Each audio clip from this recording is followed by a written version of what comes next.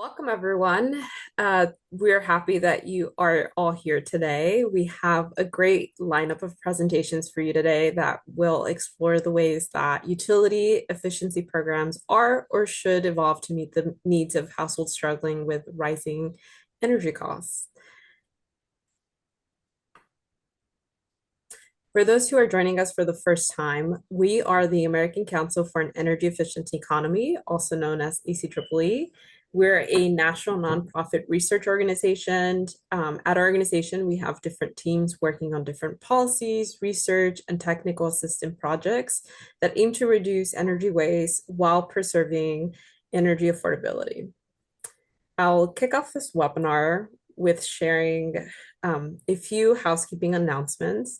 The recording of the webinar and the presenter slides will be made available to all registrants within a few business days. If you'd like to ask a question to any of the presenters during the presentation, please submit your questions by using the Q&A button, which you can find at the bottom of your screen. If you see a question you like or also we're curious to know more about, please make sure to use the upvote option and we can prioritize those questions during the Q&A segment. You can also connect with folks on the call and use the chat option to network with one another via this feature at the bottom, which you can also find at the bottom of your screen. And now I will introduce myself and our wonderful panel of speakers. My name is Roxana Ayala, and I work at ACEEE. I currently serve as a senior research analyst for the local policy program. I am today's moderator. Joining me today is my colleague Anna, who will be presenting today as well. She is a senior manager with ACEEE's state and utility program.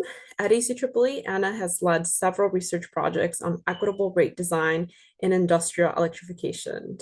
We'll also hear from Carrie, who is a Midwest energy affordability advocate with the Natural Resource Defense Council. She collaborates closely with coalitions at the intersection of affordable housing, energy, health, environmental justice, racial justice, and renters' rights in Illinois and Michigan. And finally, we'll hear from Casey, who is a Rates and Regulatory Strategy Director with Duke Energies in the Carolinas.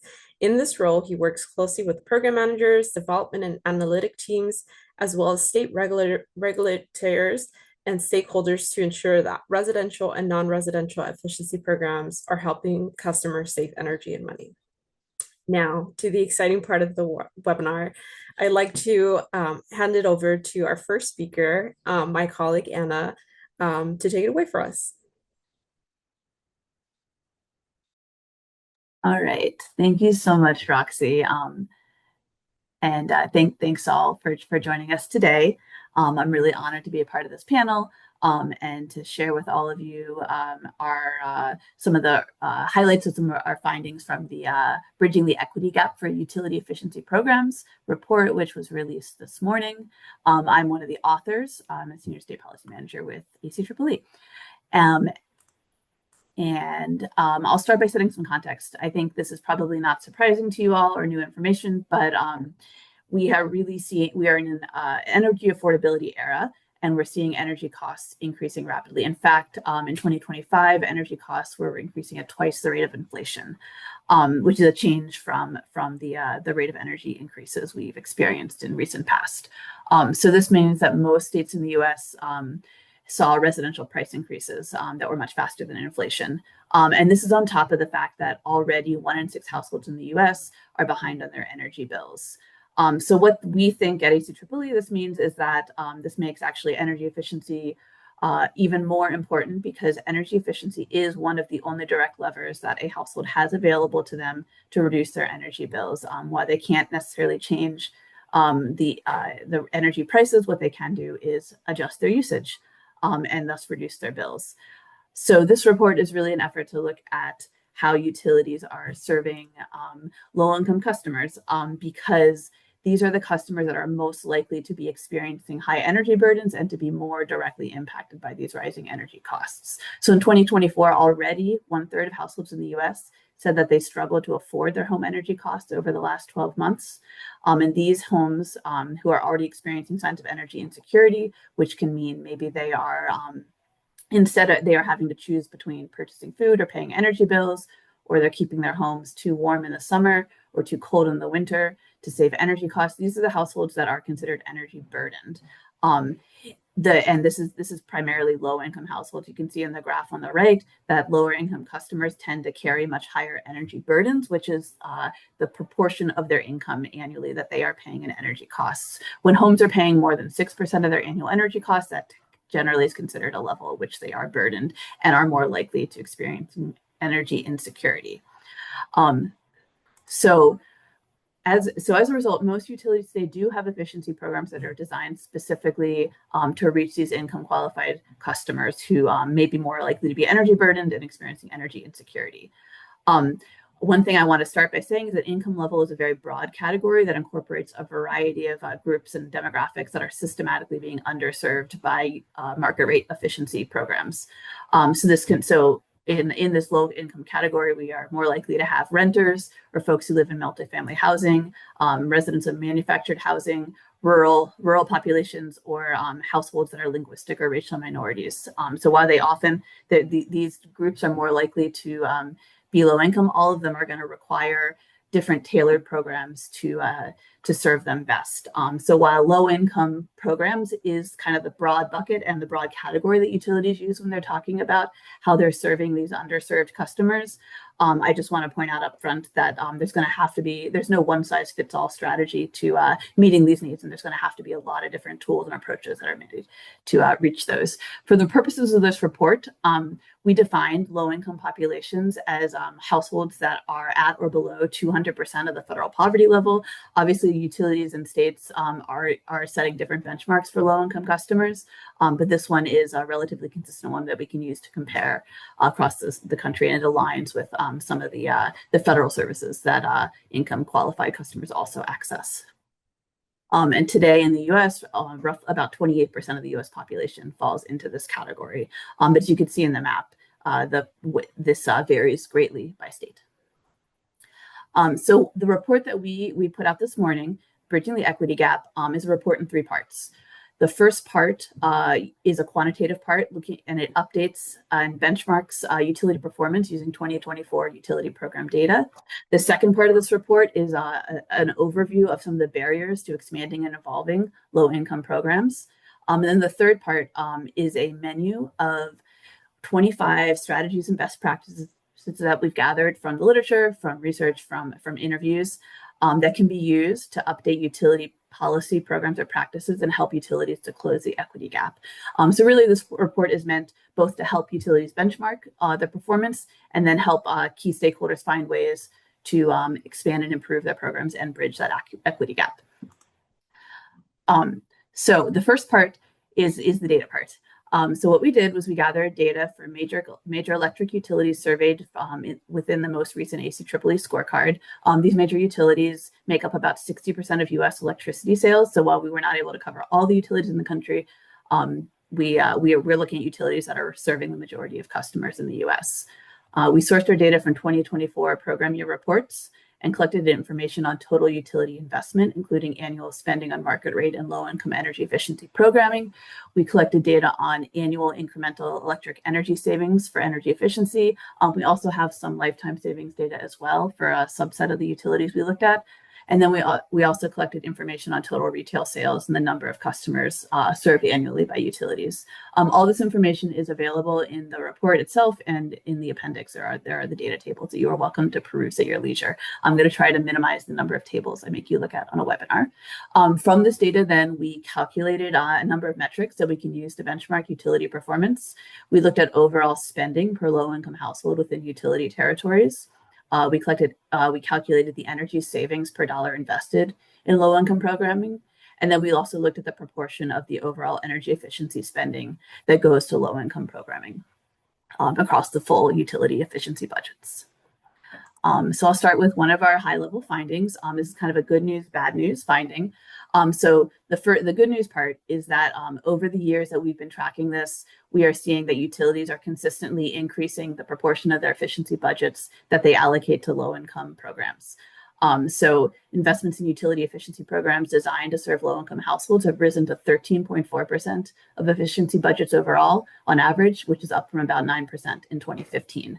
But the bad news part is that just as utilities are increasing the proportion of their budgets that are going to low-income households, we're also seeing that low-income households are also increasing in the US as a percentage of the population. So what that means is that even as utility investments increase, we're seeing a persistent, what we call the equity gap. So that gap between the proportion of dollars put towards low-income budgets and households and the proportion of the population that falls into that category. So on average in 2024, there's a 14.4% gap between what utilities invest and the proportion of low-income households in the population they serve. And one thing we noted that seems to really drive the level of investment utilities make into low-income households is whether or not the states that they operate in sets program standards that require investment in low-income programs. And this is good to see that when states do set program standards, utilities do invest more in low-income customers. So utilities in states that set low-income investment targets are spending almost $50 per low-income customer, whereas utilities that are operating in states that do not set these targets are spending much less, close to $19 per customer. So I'm going to give you a brief overview now of, and just a highlight really, of the second and third part of this report, which is, as I mentioned earlier, the menu part of this paper. So we provide a mix of policy, programs, and practice strategies and best practices that can help utilities to achieve program goals. As I mentioned earlier, we know that there's no one-size-fits-all perfect model that will serve the needs of all low-income households in any utility territory, and certainly utilities are operating in states that vary greatly in population demographics, in building stock, in state policies. So there's going to have to be a kind of a mix and match approach. So we hope that this paper can be useful in providing a range of examples and case studies and best practices that utilities can pick from that can help them to solve some of the problems that they're facing. We organize these strategies into a number of groups around the categories of challenges the utilities are trying to address, or the ways that they are trying to improve performance.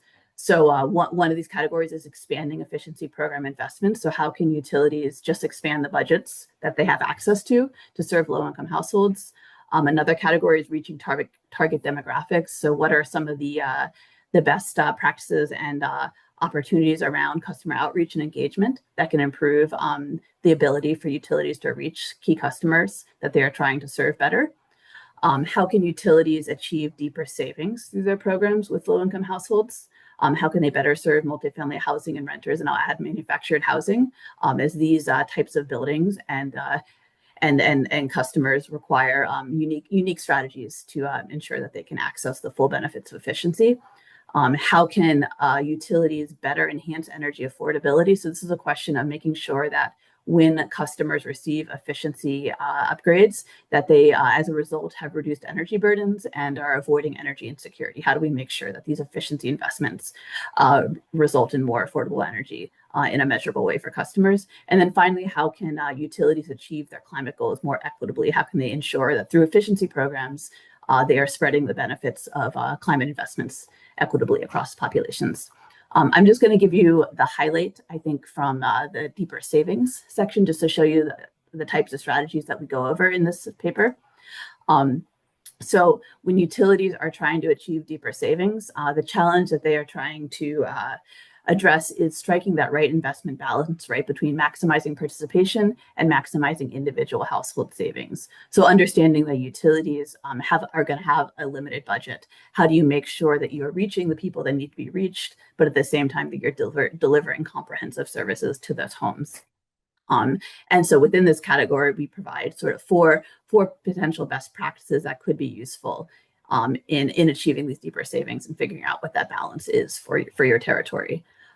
So one of these is a policy approach, so making sure that we're tying program performance incentive metrics to the equitable outcomes we're looking for, with some examples from some of the states and utilities today. We explore some ways to design one-stop shop programs that help to eliminate barriers to entry and allow customers to more easily access comprehensive retrofit services. We provide some examples on how to best integrate health and safety upgrades into program offerings. And then finally, we provide some examples of states and utilities that have done a great job at braiding funding from multiple sources to help support these health and safety upgrades, reduce the overall cost of jobs, and provide greater and deeper retrofit services to more customers. And with that, I'm going to pause here. I'm going to thank you all for your time. This is my contact information, and I look forward to talking more in the question and answer, but I'll pass it over to our moderator now. Thank you, Anna, for a wonderful presentation. I hope folks learned a little bit about the report today. If you have any questions for Anna, please continue to place them in the Q&A option feature that you can find at the bottom of your screen.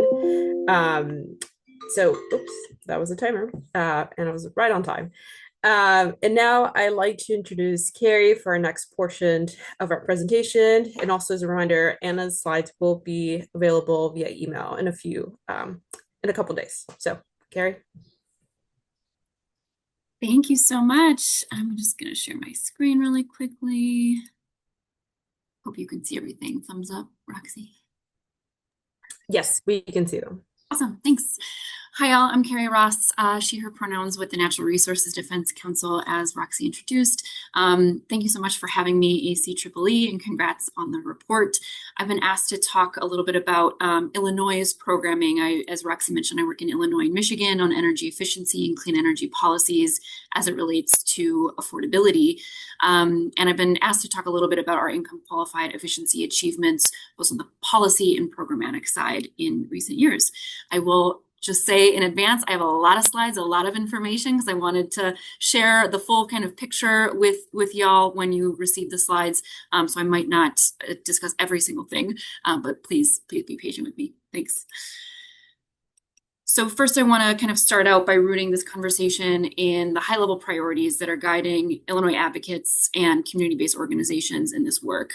So really first, the conversation today, the alleviation of energy burdens and improved household comfort and health being paramount, lowering peak demands through heat pumps to displace inefficient electric heating, driving whole building shell improvements, reducing gas-consuming equipment incentives as we scale electrification, expanding equitable program delivery that minimizes barriers for customer participation, especially in multifamily affordable housing, growing utility workforce programs to build our state's equity-focused clean energy economy, and shifting efficiency program focus away from some of the smaller, short-lived investments and towards holistic comprehensive services.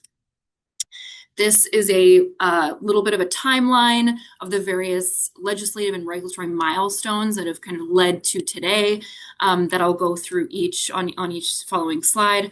I'll just name our energy efficiency portfolio standard on the electric side began in 2008, on the gas side in 2011, which is also when our Stakeholder Advisory Group, or SAG, which is what I'll talk about, our regulatory stakeholder body, was stood up. And I'll kind of bob and weave through a lot of these different milestones. They all stack really well together, but I'll start with legislation. So 2016, Illinois passed the Future Energy Jobs Act, or FEJA, and I'll really dig into electric energy efficiency, given that's what the report was, but then I'll talk a little bit about gas later. FEJA is really when we codified our first income qualified requirements on our energy efficiency programs. And in Illinois, we define income qualified or low income as households that are at or below 80% of the area median income. So first, minimum dollar amounts were codified to be required to spend annually. It was also codified that measures shall not be required within income qualified programs to meet the total resource cost test, or TRC test. So cost effectiveness, the portfolio as a whole definitely has to be cost effective, but income qualified specifically uniquely does not. And that has really unlocked a lot of potential for income qualified programs in our state. Next, the FEJA created a low-income energy efficiency advisory committee, or LIAC, through the SAG, which I'll discuss in a minute, with representatives of community-based organizations to really assist in the design and evaluation of specifically low-income energy efficiency programs. Jumping ahead to 2021, CEJA, or the Climate and Equitable Jobs Act, folks may have heard of, as really when I think we, as a state, kind of wrestled and codified a lot of great policy requirements around income qualified programs within energy efficiency. So we raised the minimum requirements on spending a little bit, still a dollar amount, but we did instill that at least 80% of income qualified program spend of those requirements, whatever the utilities decide to spend that year, must be on comprehensive whole home weatherization programs. That includes HVAC, but really is as opposed to the behavior, retail, direct install kits, some of the smaller, shorter lived savings, emphasizing 80% or more that whole home weatherization programs need to be the focus. Also, for the first time, utilities were able to unlock health and safety funding. So up to 15% of those income qualified budgets can be spent on health and safety needed to facilitate weatherization. Next, the electric utilities, starting with CEJA, can claim full or partial electrification savings through energy efficiency when it would be expected to lower total energy bills. That, I think, is a very, very important aspect of income qualified electrification. As we know, depending on the territory, the state, the geography, sometimes it is not fully expected to lower a total energy bill. And so that is very clearly stated in law. At least 25% of those savings, those electrification savings, must come from income qualified programs. This is, again, 2021. Next, those that LIAC that I mentioned, the Low Income Energy Efficiency Advisory Committee, was updated where work groups were led by and more explicitly inclusive of community-based environmental justice groups, whereas previously they'd been led by the utilities. There was also compensation allowed for expertise in leading that. Jumping to 2026, the SURGA Act, Clean and Reliable Grid Affordability Act, passed the House and the Senate in October 2025, signed by Governor Pritzker in January 2026. This is the latest kind of big kahuna, and clean energy policy and electric energy efficiency really shined in this bill package. So we strengthened the savings goals, and I want to highlight that uniquely because of some of the things that Anna was mentioning earlier around how the more and more that we raise our achievements, we raise the spending caps, we raise what we are asking utilities to accomplish in terms of energy efficiency, the more we really need to be pairing that with income qualified program enhancements. So going forward, starting in 2027, ComEd will have to perform, which is our northern electric utility, will have to perform at 2% of sales. Ameren, starting in 2029, our central and southern electric utility will have to perform at 2% of sales as well. We've also introduced a new peak demand reduction goal for Ameren, prioritizing energy reductions when the grid is under the most stress, incentivizing more investment in heat pumps, smart thermostats, weatherization, again, that comprehensive look at energy efficiency. And we also did increase the spending caps to kind of enable the achievement of these much more aggressive goals.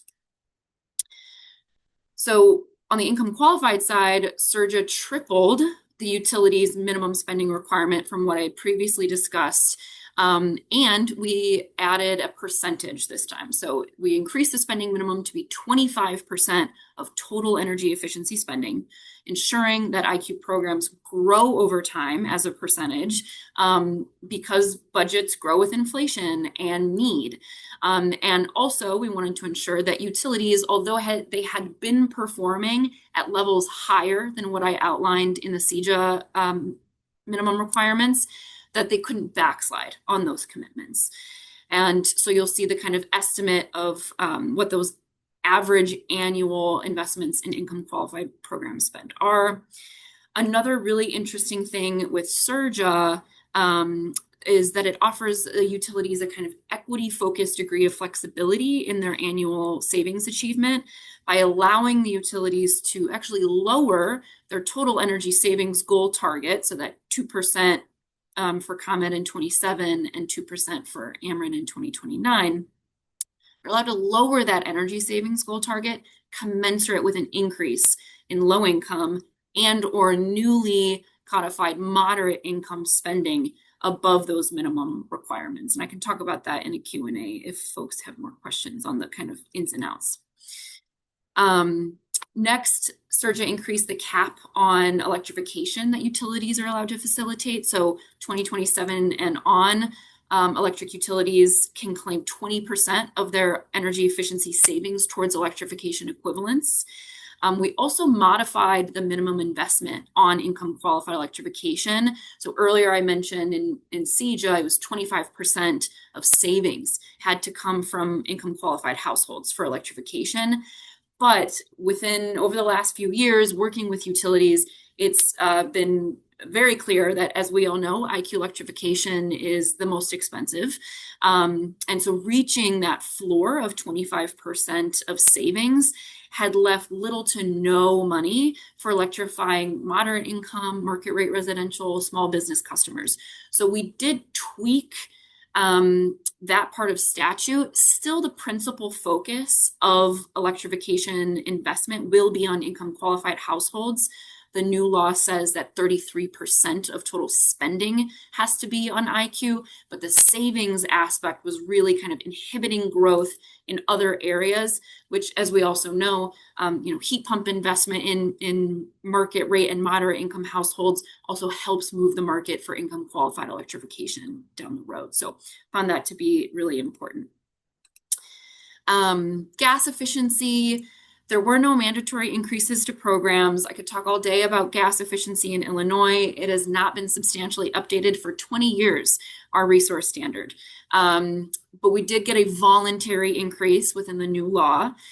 But because the resource standard has not been updated substantially in 20 years, there have been no income qualified spending requirements. So although our gas utilities have performed well within negotiations on their plans, we really needed to codify that. So we were able to get our three largest gas utilities in the state.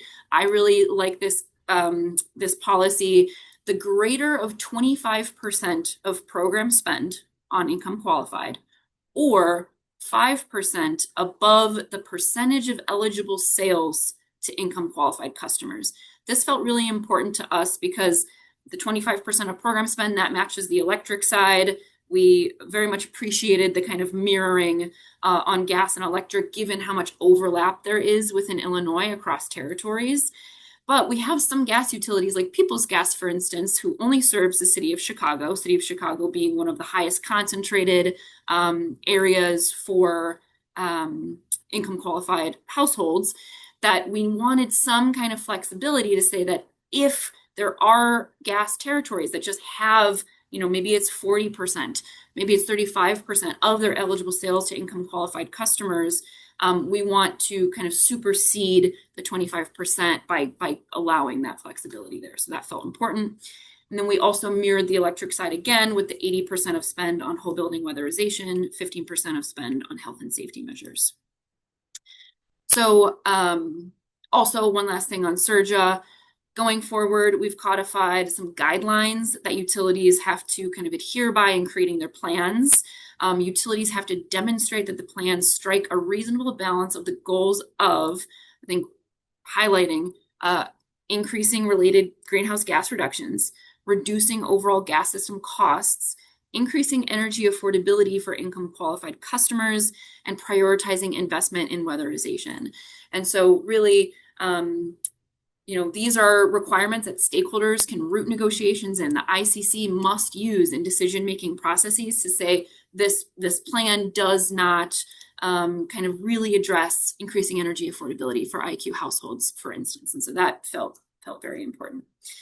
I know that I'm very close on time.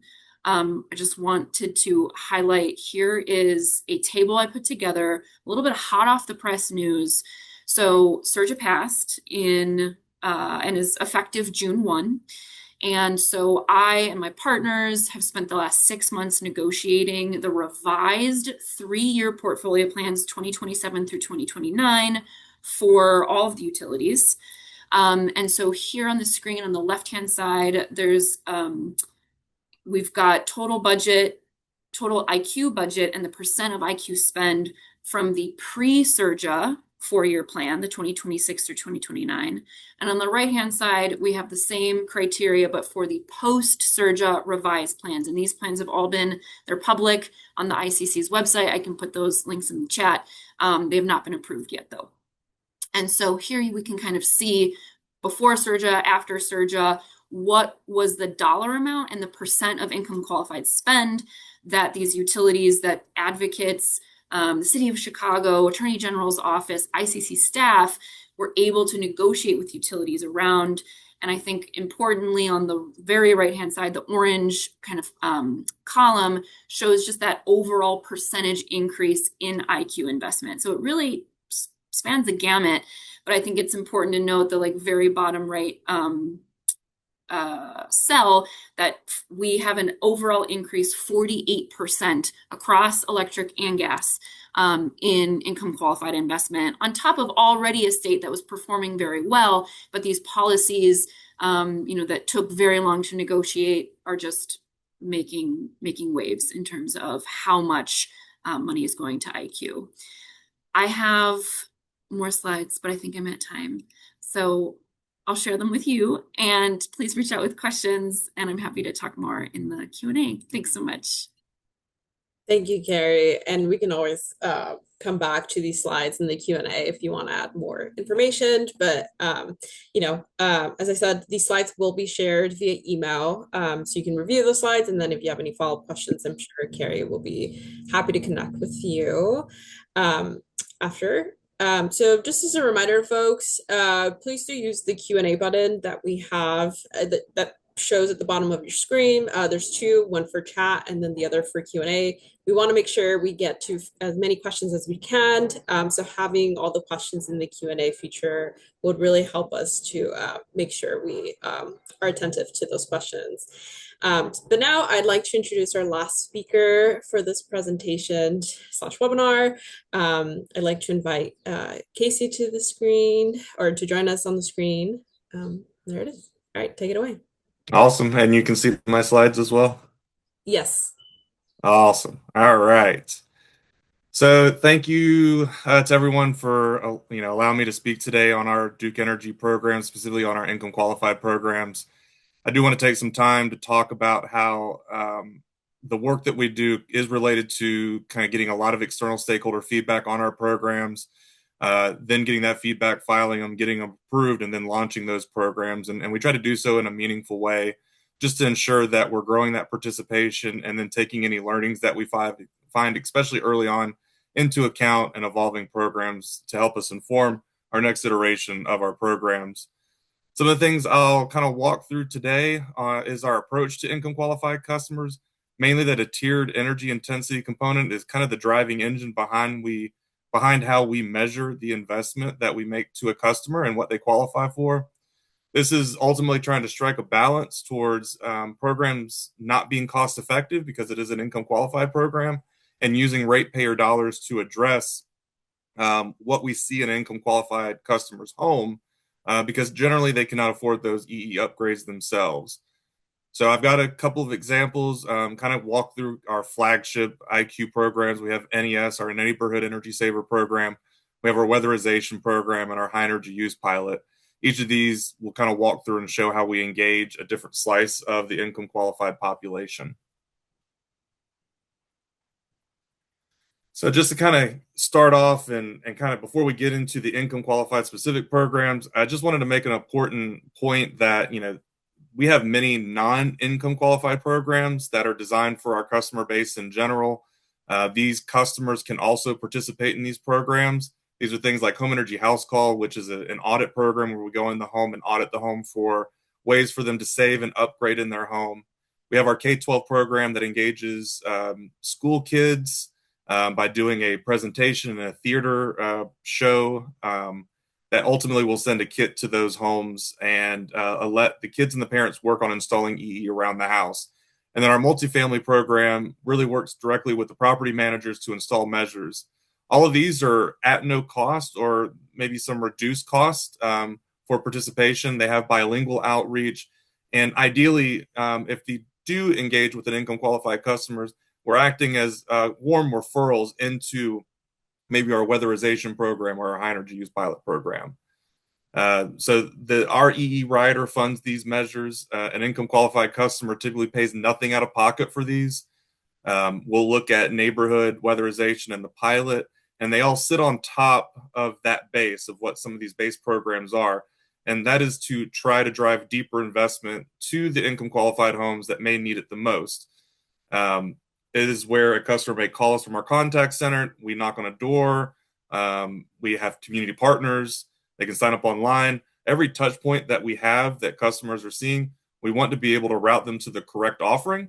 And so depending on their eligibility into the program, their energy intensity is how we engage them with these energy measures.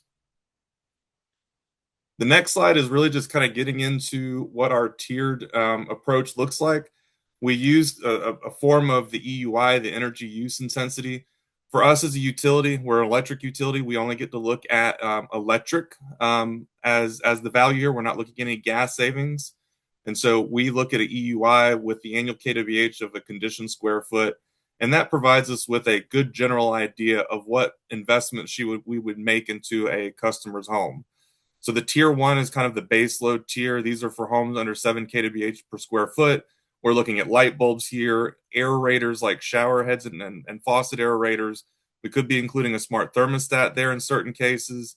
And then a lot of the education will move the needle for these type customers. And what's that telling us on a tier 1 basis is that these are customers that could have affordability issues on meeting their bills, but we're trying to strike the balance of how much ratepayer dollars we're investing into these homes to make sure we're balancing that out correctly. So we are trying to, the deeper you go into the tiers, the more expensive these items get. And this tiered approach helps us try to balance this out. For tier 2, these are for homes at or above the 7 kWh per square foot. This is getting us into deeper measures like attic insulation, air sealing, and duct sealing. We've got some refrigerator replacements there as well. And then recently, over the past few years, we've gone more into a tier 3 type of approach, which is more of a deep retrofit. So the first tier and the second tier are more directly related to like our weatherization program and some of our neighborhood tiering. The high energy use pilot took a stab at trying to see if we can generate more energy savings to customers that exhibit higher than normal energy use. And so you see here that we are looking at more of like a 14 kWh a square foot for these customers down in DEP, South Carolina. And we are also looking at, annual usage of around 18,000 annual kWh. Our typical income qualified customer uses about 12,500 annual kWh. And so we have EM&V through our weatherization program that provides kWh savings there. This approach with the third tier in our high energy use pilot is looking at really diving into providing like HVAC replacements and then heat pump water heaters and seeing if we can generate any more additional savings. Not to get too much into the weeds, but there are health and safety repairs. Those are not recovered. Those costs are not incurred or uncovered through the rider. Those are us partnering with external resources to try to get this work done to unlock the program or unlock the ability to do the EE work here. The goal of the program is, can we increase the cost effectiveness of our programs compared to our existing weatherization program? So kind of jumping into the next slide, which is our neighborhood program. I had the opportunity for many years to be able to manage this program. This is kind of where I cut my teeth on energy efficiency and low income programs. This is a door-to-door approach. You'll see that neighborhood weatherization and high energy use pilot have very different approaches on how we engage with customers. So here, instead of income qualifying each individual customer, we qualify basically a neighborhood. We look at different marketing data and try to determine where we can find at least for 50% of the households that are at or below 200% of the federal poverty level. And so the goal here is that once we identify this group, this neighborhood, everybody is eligible within the neighborhood to receive NES measures. And you can see down at the bottom table, there's a list of what these measures can look like for these customers here. It's a door-to-door approach. It's setting appointments, trying to get in the door. We have a trusted implementer that goes to those homes to perform the assessment and then do direct installs of those measures. They eventually will lead into, as we get deeper into measures, hiring subcontractors to do things like insulation and HVAC replacement there. What this basically gets at is that NES 1.0, 2.0, and 3.0 are all tiered approaches. They have different EUIs that are assigned to each one of these programs. And so you're seeing a similar approach. So ideally, we're touching every customer in the neighborhood, and then we're determining at what level to invest based on that customer's energy use and energy intensity of that home. Looking at our weatherization program, this one has been around for a while too. This really are for customers at or below 200% of federal poverty level. The key design choice here is who delivers this, and this is us working with our local weatherization agencies and nonprofits that are already serving the population for our state and federal weatherization program. And so, whereas in NES, we're doing door-to-door approaches, doing the work ourselves, here we're working another angle of partnering with our weatherization agencies and nonprofits to get the word out for the program. They'll do a full energy audit and deliver the series of comprehensive measures, very similar to what we're doing in neighborhood program. There is that tiered approach, as you heard me earlier talk about. A tier one gets a base load package, whereas tier two kind of unlocks into doing the building envelope and maybe investing in HVAC there. This is also an approach to like braided funding. So we share this customer base, the citizens of the Carolinas, with the federal weatherization program and the state program. And so we're looking at stacking Duke Energy dollars with the weatherization assistance program dollars to do more in each of these homes and maybe additional homes moving forward. And so we're looking at overall just kind of working together to serve more homes from these programs. The high energy use pilot is one of our last highlighted programs for this presentation. It's been an interesting path. We're kind of winding up in North Carolina. We're also winding down in South Carolina. And here we're looking at customers with very high electrical use. We're finding customers in this program that may be 25,000 annual kWh, maybe and sometimes 30, 35,000. And so we go in there and do an audit on those homes and see what kind of EE work needs to be completed. The goal here is to identify health and safety issues, which means partnering with our local and city governments. And so this pilot worked in 3 different counties across the mid to western part of North Carolina, or central North Carolina. And so we found dollars from like the city of Charlotte. We partnered together with the city to let them pay for the health and safety repairs. And then we would go in and do the EE work with our funding. We did that with Forsyth County, Winston-Salem, Guilford, and Greensboro. So that was a good partnership where we worked and focused on building relationships with the local government. They took care of the health and safety work. We took care of the EE work there, unlocking more benefit. So then how does each program engage customers differently? I mean, the whole point here is to say that there's not a one thing that fixes or addresses customers. We have found that we need different approaches to these customers. The measures are generally the same, but how we engage customers have been a little bit different. One of the things I'll just call out, a lot of this is like outbound marketing to our programs for like the neighborhood program and weatherization. High energy use pilot took it a step further and did text messaging to customers, which is a whole new thing that we hadn't done before. And that helped us engage customers a lot differently. The pilot also allowed us, we had a lot of benefit of using the customer assistance program, which is LIHEAP eligible customers receiving a monthly incentive or a monthly rebate or credit on their bill. They were a direct warm referral to our program for both the pilot and weatherization.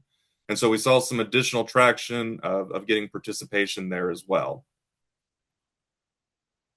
So just key takeaways. I would just say that like a tiered energy intensity design is probably the cornerstone of our programs. It helps us keep a deeply funded income qualified portfolio as cost effective as possible.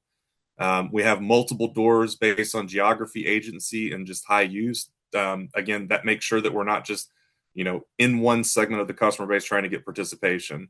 Layered funding is also a cornerstone of the programs. We find that very beneficial where we can layer state and federal dollars with health and safety partners to get this work done.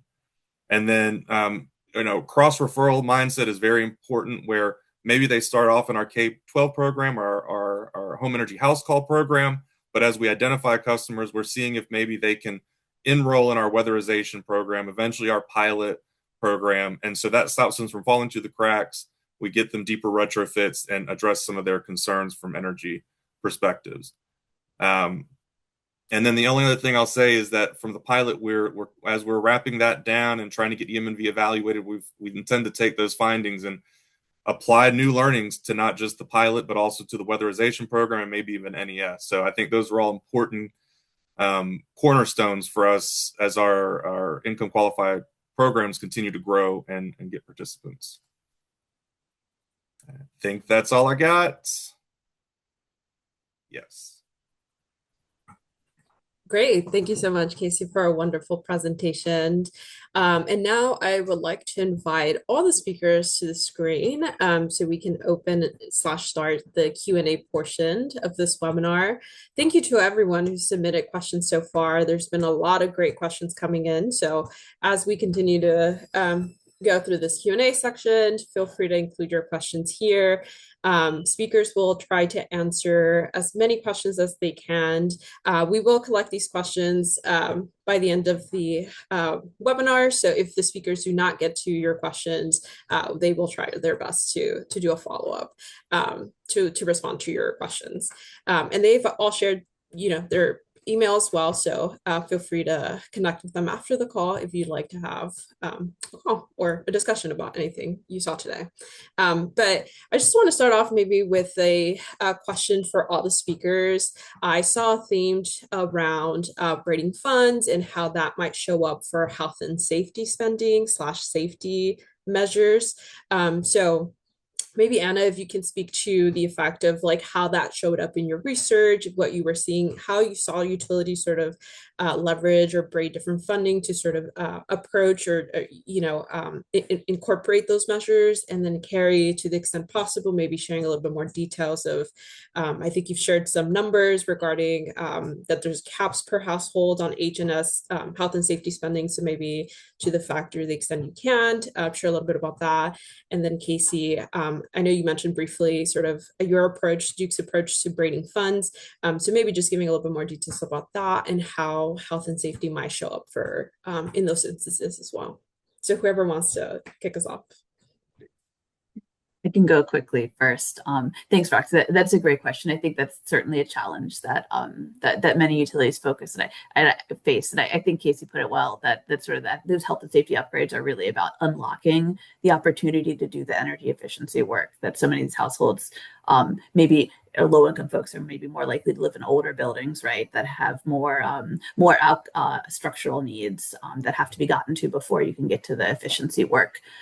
So yeah, certainly what we see is that utilities that first of all have pretty large ability to sort of pre-authorize those health and safety work.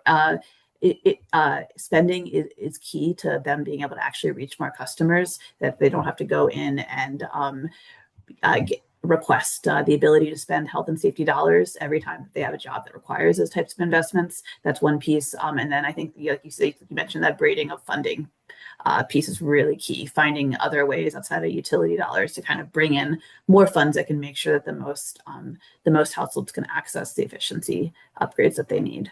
And I'll pass it over to my fellow panelists to add some more detail. Yeah, Carrie, would you like to go ahead? No, please. Okay. Yeah, I'll just mention, I mean, the partnership with the cities have been very interesting because it was our chance to kind of build a relationship beyond what we already had with a lot of our major cities. And they had federal funding that we had to kind of see, like, could you repurpose this and make this work? And it was not something that was easily done. I mean, we're talking about over a year of conversations, weekly calls, trying to see if this was something that we could do. And it did end up working, but it was a lot of work to get there because the governments there have a lot of rules and regulations and things that they have to stay on and make sure that they're using those funds as they're assigned by the grants. So I'll just say, like, it's possible.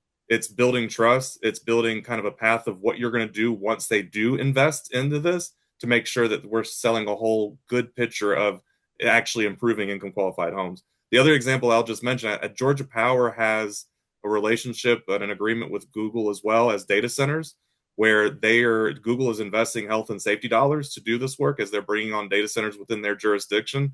And so you're seeing a partnership between a utility, an IOU, with also a data center, large load customer of theirs, investing in the local community for health and safety so that Georgia Power can do energy efficiency work. And so I think that's of interest as well. And I'll just add in Illinois statute, both on the electric and gas side, we have up to 15% of the income qualified budget can be spent on health and safety. It doesn't have to be. So that's where really in the regulatory process where stakeholders are negotiating with utilities is where it comes out kind of how much, what, all of that. Someone asked in the chat about a cap per household. We don't have that in statute. The gas utilities did in their 26 through 29 program spend. I know Peoples did for sure. I think it was like $5K per household, but let me check that and put it in the chat and I can put some resources. Braiding, I mean, we braid with Illinois Home Assistance, like weatherization assistance, braiding with the city programs, things like that, but it's just not enough. Like we consistently, that's what we're hearing is like health and safety dollars, even though they're fairly robust in Illinois, is not enough. Right. Thank you. It was such a great way to start Q&A with all around questions. And now we'll sort of do a little bit of a rapid questions for each speaker. We'll start off with Carrie, who was just speaking. There was a few questions around, how were the increases in spend reflected in the rate impacts to customers? Was there any particular spread utilized? Yeah, great question. So we increased the EE rider, right? Like we increased these programs both on the electric side. And so depending on what kind of customer you are, and also just the package as a whole, this Clean and Reliable Grid Affordability Act, it was about storage procurement. It was about all kinds of great clean energy solutions. And so there were definitely modest increases. I think the thought and energy efficiency practitioners know, like, every $1 you put in, you get 2+ out, depending on the program, on the cost effectiveness, on the measure mix, etc. So there was an analysis that the Illinois Power Agency conducted, who was a partner, kind of working on the legislation with the Illinois Clean Jobs Coalition, which I'm a part of, as well as other agencies and entities.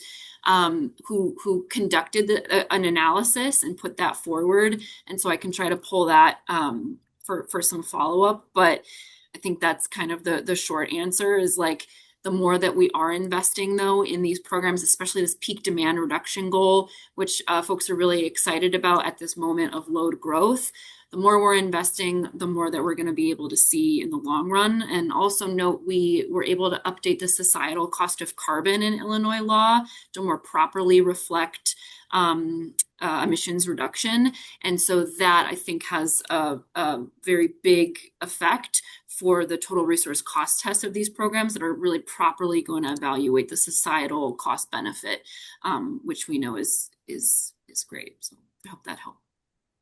Yeah, thank you. And then we'll go over to Casey.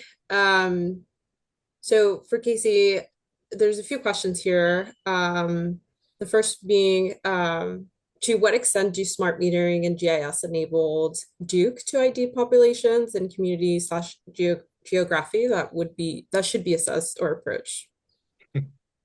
Love the question. So AMI data is very important for us to identify, winter peak. So the Carolinas they are normally a winter peaking utility, and so we are really interested in using AMI data to understand where we can identify strip heat, resistive heat in these homes. And AMI data kind of lets us unlock and see that.